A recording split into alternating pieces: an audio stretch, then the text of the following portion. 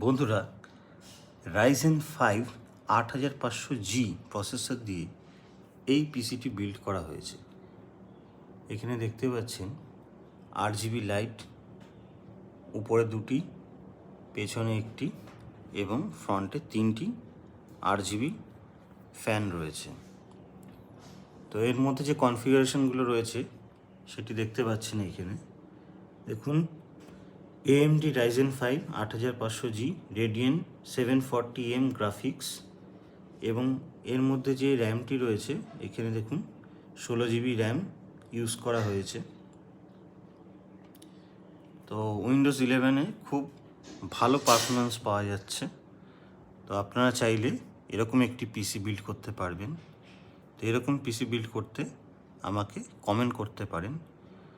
তো এটির প্রাইস খুবই অল্প, এটি মাত্র 35,000-এ আমার এই পিসিটি বিল্ড হয়েছে।